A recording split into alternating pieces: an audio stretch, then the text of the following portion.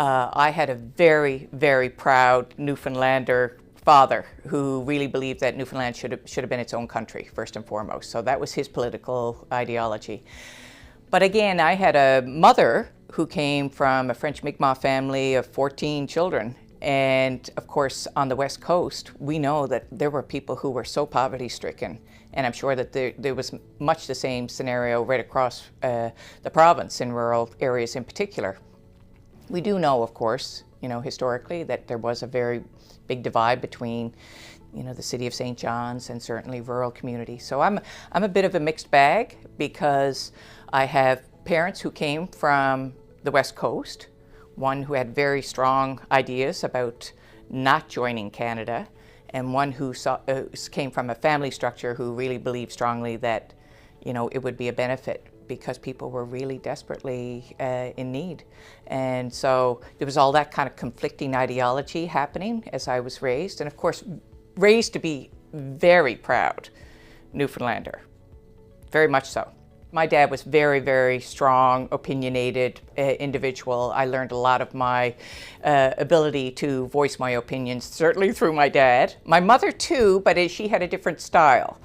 But my dad was very, very strongly attached to our identity as Newfoundlanders. And he was a very proud historian. He was anti-Joey. That is absolutely, a fact and such there. And so, when you grow up with those things, for those attitudes to even shift slightly, it requires some external training. And again, my mom, as I mentioned, came from a completely different situation. Now, my surname is O'Leary, and F.M. O'Leary was my great uncle.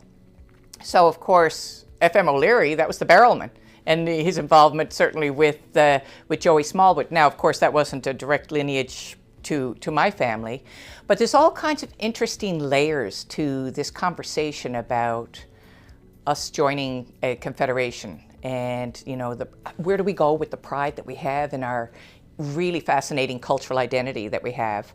What do we do with that when we actually join this mass? And I think that a lot of people were really concerned about losing that. And it's not unlike Quebec in many ways.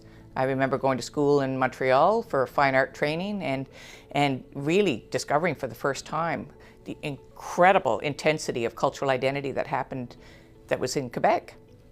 And I think Newfoundland and Labrador certainly have a similar kind of identity without the language difference.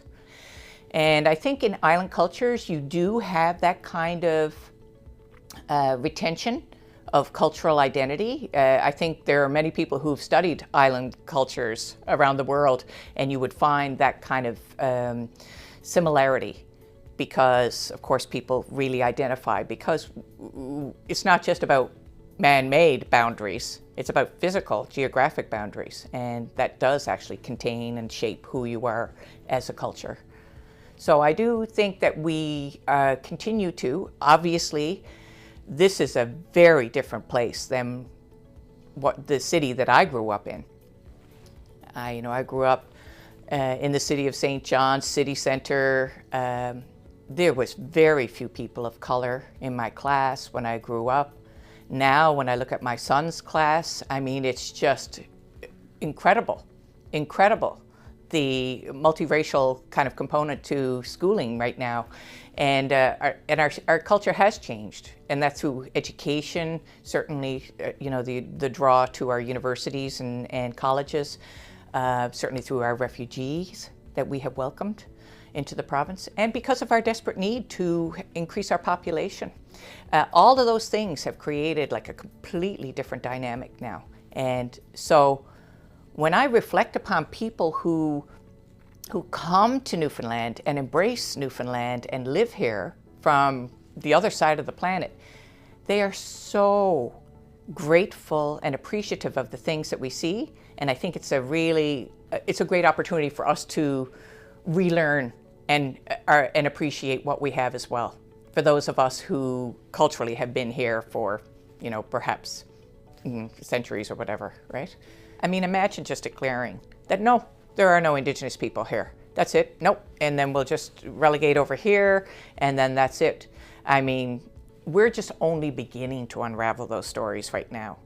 And, you know, certainly my exhibition and my work, my research work with my MFA about my mom's story, which was deeply buried, because people were shamed about their cultural identity. And that took, you know, decades and decades and perhaps centuries, of course, to manifest.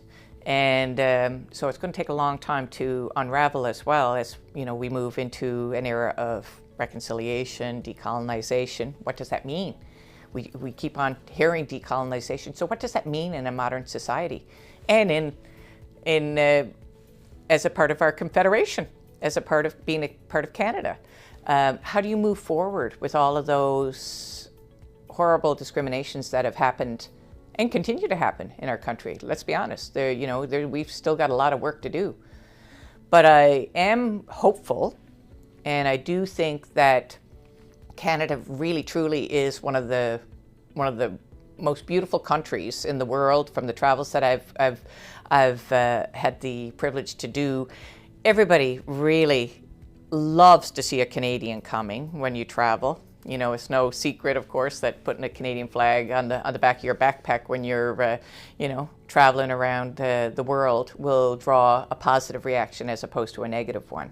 And I think that that is because of the acceptance and the inclusion component of the identity of Canada, even though it's so multifaceted.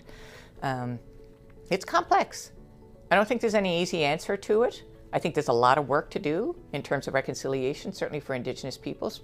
My mom's family, my mom, us as children and grandchildren continuing down the line. It's really important that those stories be recognized, be told, so that we don't keep on repeating those things. I can't do anything about the past, but it's about now. How do we recognize the things that we have done? We still have to continue to break down systems. And as a politician, that's a tough one, because there are all kinds of systems once you become involved in political life. So, but I'm very proud to be a Canadian, but I am always a Newfoundlander first.